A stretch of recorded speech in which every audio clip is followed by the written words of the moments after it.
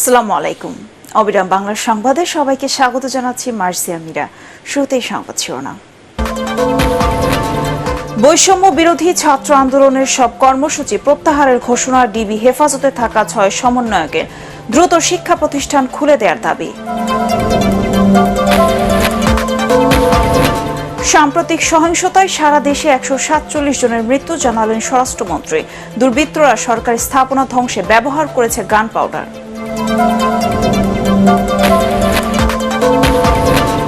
নাহিদ সহ কোটা আন্দোলনের সমন্বয়কদের ছেড়ে দেওয়ার দাবি স্বজনদের। ডিবি হেফাজতে রাখা বেআইনি বলছে আইন ও সালিশ কেন্দ্র।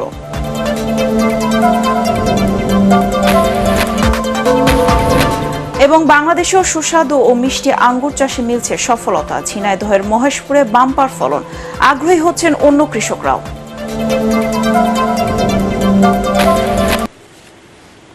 শুনছিলেন সংবাদ শিরোনাম, এবার বিস্তারিত। কোটা ইস্যুতে বৈষম্য বিরোধী ছাত্র আন্দোলনের সব কর্মসূচি প্রত্যাহারের ঘোষণা দিয়েছেন ডিবি হেফাজতে থাকা ৬ সমন্বয়ক। গতরাতে ডিবি কার্যালয়ে ভিডিও বার্তায় কর্মসূচি প্রত্যাহারের ঘোষণা দেন আন্দোলনের অন্যতম সমন্বয়ক নাহিদ ইসলাম। এ সময় তার পাশে ছিলেন সার্জিস আলম, হাসনাত আবদুল্লাহ, আবু বাকের মজুমদার, আসিফ মাহমুদ ও নুসরাত তাবাসসুম। রিপোর্ট করছেন মাজহারুল হক মুহাজির। সার্বিক স্বার্থে আমরা এই মুহূর্তে থেকে আমাদের কর্মসূচি প্রত্যাহার করছি। এবার কোটা ইস্যুতে বৈষম্য বিরোধী ছাত্র আন্দোলনের সব কর্মসূচি প্রত্যাহারের ঘোষণা দিয়েছে ডিবি হেফাজতে থাকা মূল ৬ সমন্বয়ক। রাতে ডিবি কার্যালয়ে কর্মসূচি প্রত্যাহারের ঘোষণা দেন আন্দোলনের অন্যতম সমন্বয়ক নাহিদ ইসলাম।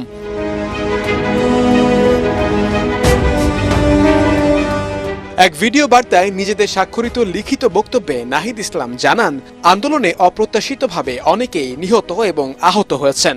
এছাড়া রাষ্ট্রীয় স্থাপনায় অগ্নিসংযোগ সহ নানা সহিংস ঘটনা ঘটেছে। এসব ঘটনার তীব্র নিন্দা জানিয়ে সুষ্ঠু তদন্ত সাপেক্ষে দোষীদের দ্রুত বিচারের আওতায় আনার দাবি জানান তারা। কোটা সংস্কার আন্দোলন ও তার প্রেক্ষিতে উদ্ভূত পরিস্থিতিতে অনেকে অপ্রত্যাশিতভাবে আহত এবং নিহত হয়েছে। তাছাড়া রাষ্ট্রীয় স্থাপনায় অগ্নিসংযোগ সহ নানা সহিংস ঘটনা ঘটেছে। আমরা এই সকল অনাকাঙ্ক্ষিত ঘটনার তীব্র নিন্দা জানাই এবং সুষ্ঠু তদন্ত সাপেক্ষে দ্রুত বিচারের দাবি জানাচ্ছি।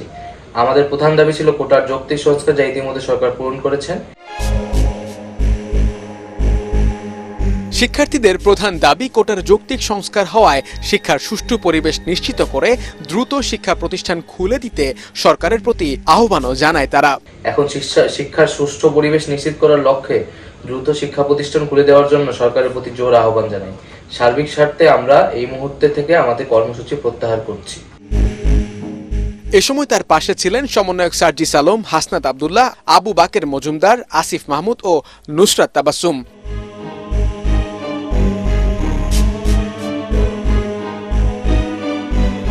এর আগে ডিবি কার্যালয়ে ছেলের সাথে পুলিশের বাধায় দেখা করতে পারেনি মূল সমন্বয়ক নাহিদের মা। এ সময় নাহিদ সহ মূল সমন্বয়কদের ছেড়ে দেওয়ার দাবিও জানিয়েছিলেন তার স্বজনরা।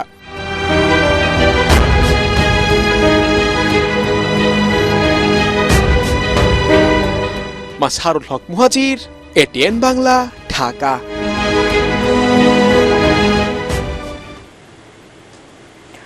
সাম্প্রতিক সহিংসতায় সারা দেশে ১৪৭ জন মারা গেছে বলে নিশ্চিত করেছে স্বরাষ্ট্র মন্ত্রণালয়। তদন্ত সাপেক্ষে এই সংখ্যা বাড়তে পারে।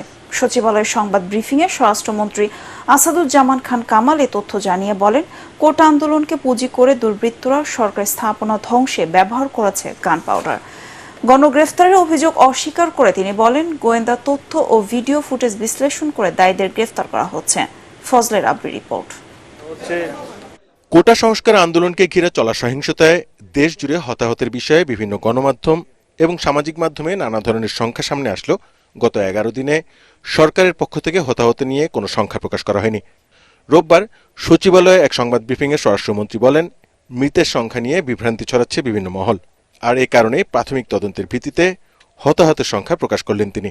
১৩৬ প্লাস 11, এই ১৪৭ জনের মৃত্যুর সংবাদ আমাদের বিভিন্ন হাসপাতাল, বিভিন্ন জেলা, বিভিন্ন জায়গা থেকে যেটা আমরা পেয়েছি তার সংখ্যাই। বিভিন্ন শ্রেণী পেশার মানুষ রয়েছে, বিভিন্ন বয়সের মানুষ রয়েছে, বিভিন্ন রাজনৈতিক পরিচয়ের মানুষ রয়েছে। এইগুলি আপনাদেরকে ডিটেল আবার আমরা দিতে পারবো। আমরা আজকে আপনাদের শুধু এইটুকুই দিচ্ছি। তিনি বলেন, কোটা সংস্কার আন্দোলনকে ব্যবহার করে দেশ জুড়ে পুলিশ ও বিভিন্ন স্থাপনায় দুর্বৃত্তদের চালানো হামলা ছিল স্মরণকালে সবচেয়ে পৈশাচিক ও বর্বর। এতে জড়িত সবাইকে আইনের আওতায় আনা হবে বলেও জানান তিনি। এ সময় সাংবাদিকদের প্রশ্নের উত্তরে গণগ্রেপ্তারের বিষয়টি অস্বীকার করেন স্বরাষ্ট্রমন্ত্রী। আমরা এইবার নতুন একটা উপাদান দেখেছি, যেখানেই অগ্নিসংযোগ হয়েছে সেখানে আমরা গান পাউডারের আলামত আমরা দেখেছি, এবং গান পাউডারগুলো দিয়ে এই সমস্ত আগুন ধরিয়ে দেওয়ার আলামত আমরা পেয়েছি। প্রত্যেকটা ভিডিও ফুটেজ দেখে করা হচ্ছে। এখন যদি কেউ বলে যে আমরা করিনি, আমরা যাইনি, ভিডিও ফুটেজটা তো হয়েছে। কাজেই যেগুলি অ্যারেস্ট হচ্ছে এগুলি একদম আমাদের গোয়েন্দা সংস্থার লিস্ট অনুযায়ী হচ্ছে এবং তথ্য অনুযায়ী হচ্ছে। কোটা সংস্কার আন্দোলনের সমন্বয়কারীদের মধ্যে যারা গোয়েন্দা সংস্থার কাছে আছেন তাদের কাউকে গ্রেপ্তার করা হয়নি বলে জানান স্বরাষ্ট্রমন্ত্রী। তিনি বলেন, নিরাপত্তা নিশ্চিত করে তাদের ছেড়ে দেওয়ার বিষয়ে সিদ্ধান্ত নেবে পুলিশ। ফজলে রাব্বি, এটিএন বাংলা, ঢাকা। কোটা সংস্কার আন্দোলনের শিক্ষার্থী ও সমন্বয়কারীদের আটক, নিপীড়ন, নির্যাতনের ঘটনায় গভীর উদ্বেগ ও নিন্দা জানিয়েছেন বিএনপি মহাসচিব মির্জা ফখরুল ইসলাম আলমগীর। গণমাধ্যমে পাঠানো বিবৃতিতে বিএনপি মহাসচিব অভিযোগ করেন, কোটা সংস্কার আন্দোলন নিয়ে সরকার দ্বিমুখী নীতি অবলম্বন করছে। আন্দোলনকারী শিক্ষার্থী ও নেতাদের নির্যাতন করা হবে না বলেও প্রতিনিয়ত তাদেরকে গ্রেফতার অব্যাহত রেখেছে সরকার। সারা দেশে 9,000-এর বেশি নেতাকর্মীদের গ্রেফতার করে রিমান্ডে নিয়ে নির্মম নির্যাতন চালানো হচ্ছে বলে বিবৃতিতে দাবি করেন মির্জা ফখরুল।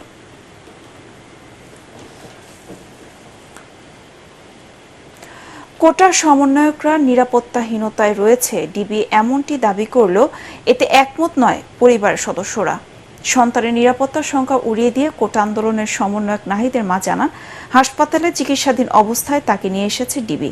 নাহিদ সহ সমন্বয়কদের ছেড়ে দেওয়ার দাবি জানান স্বজনরা। ডিবি কার্যালয়ে দেখা করতে এসে এসব কথা বলেন তারা।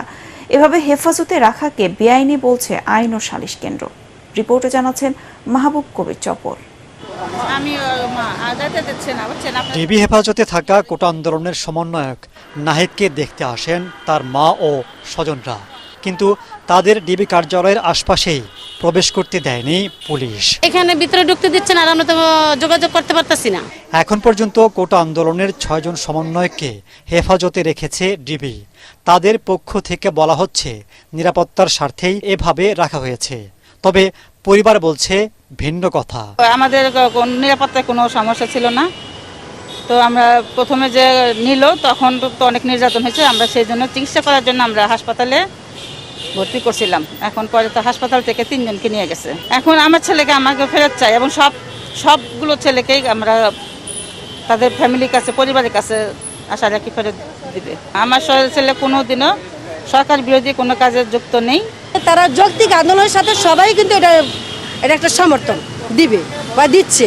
এটা তো অযৌক্তিক বা তাদের দাবির বাইরে কিছু না। এটা পরিবার থেকে একজনকে দেখা করার একটা অপরচুনিটি দিক, যে ছেলেটা ভালো আছে, আমাদের সাথে একবার মিট করুক, কথা বলুক।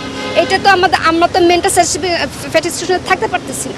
আইন ও সালিশ কেন্দ্রের চেয়ারপারসন সিনিয়র আইনজীবী জেড.আই. খান পান্না বলছেন, সমন্বয়করা অপরাধ করলে আইনি ব্যবস্থা নেবার সুযোগ আছে, কিন্তু এভাবে হেফাজতে রাখা আইনসম্মত নয়। তাদের হেফাজতে রাখার কোনো এখতিয়ার নাই আদালতের প্রায়র পারমিশন ছাড়া। অ্যাপিলেট ডিভিশনের যা ডিরেকশন আছে সেই ডিরেকশন ভায়োলেট করতেছে, ওকে মামলা দিবে, তাতে ডিবির হেফাজতে নিবে কেন? তবে ডিবির পক্ষ থেকে বারবার দাবি করা হচ্ছে সমন্বয়কারীরা ভালো আছেন, সুস্থ আছেন। মাহবুব কবির চপল, এটিএন বাংলা, ঢাকা।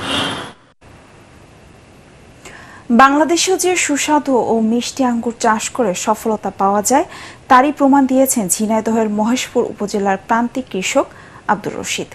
ভালো ফলনও পেয়েছেন তিনি। সুস্বাদু ও ফলন ভালো হয় আঙ্গুর চাষে আগ্রহ দেখাচ্ছেন এলাকার অন্য কৃষকরাও। কৃষি বিভাগ বলছে আঙ্গুর চাষে বিভিন্ন সহযোগিতা করছেন তারা। ঝিনাইদহ প্রতিনিধি নিজাম জোয়ারদার বাবলুর পাঠানো রিপোর্ট জানাচ্ছেন আশিকুর রহমান।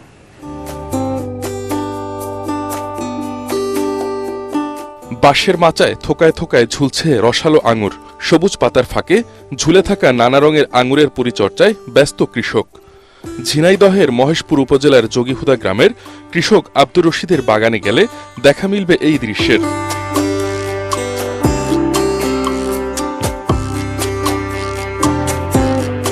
2018 সালে পরীক্ষামূলকভাবে 80টি সবুজ জাতের চারা রোপণ করে সফল হন এই কৃষক। পরে 2023 সালে বাণিজ্যিকভাবে 3 বিঘা জমিতে আঙুর চাষ শুরু করেন। এরপর আর পেছনে ফিরে তাকাতে হয়নি তাকে।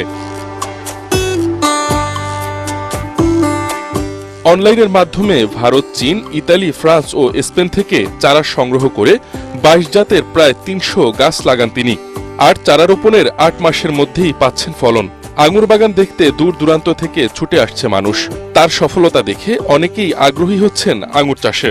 চিন্তা করলাম যে একটা আঙুর বাগান করা যায় কিনা বা ছোট পরিসরে আঙুরের চাষ করা যায় কিনা। আঙুরের বাগানের কথা শুনে আসছি, এসে আঙুর বাগানটা ঘুরে দেখছি।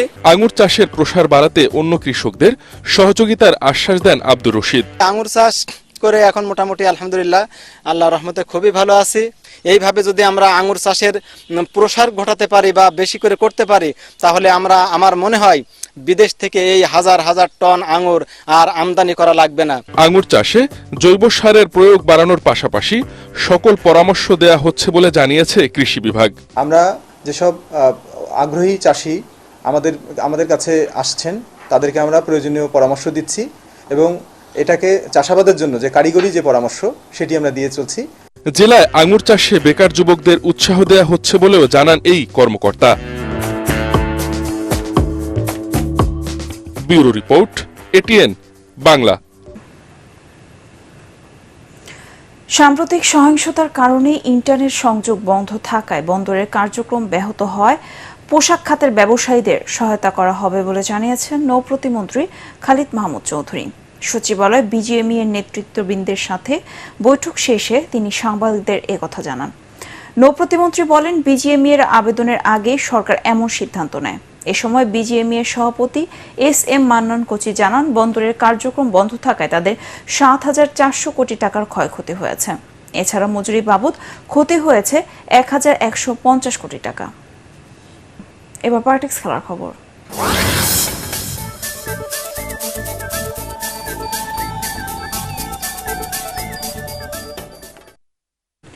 পাল্লেকেলেতে দ্বিতীয় টি-20তে শ্রীলঙ্কাকে 7 উইকেটে হারিয়ে সিরিজ জিতেছে ভারত।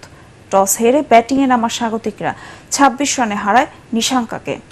তবে দ্বিতীয় উইকেটে ৫৪ রানের জুটে গড়ে বড় সংগ্রহের ভিত গড়ে দেন কুশল মেন্ডিস এবং কুশল পেরেরা।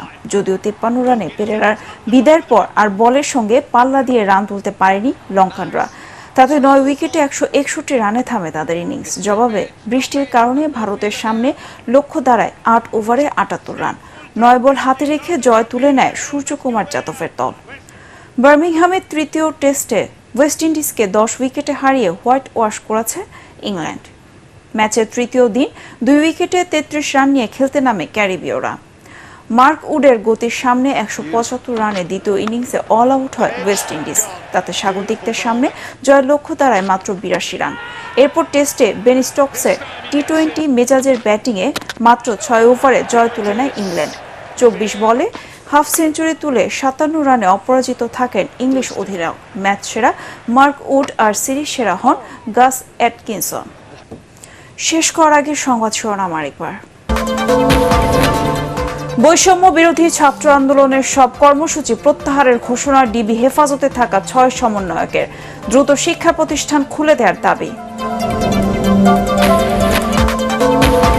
সাম্প্রতিক সহিংসতায় সারা দেশে ১৪৭ জনের মৃত্যু জানালেন স্বরাষ্ট্রমন্ত্রী।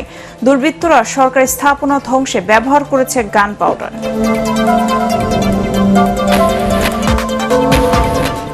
নাহিদ সহ কোটা আন্দোলনের সমন্বয়কদের ছেড়ে দেওয়ার দাবি স্বজনদের। ডিবি হেফাজতে রাখা বেআইনি বলছে আইন ও সালিশ কেন্দ্র।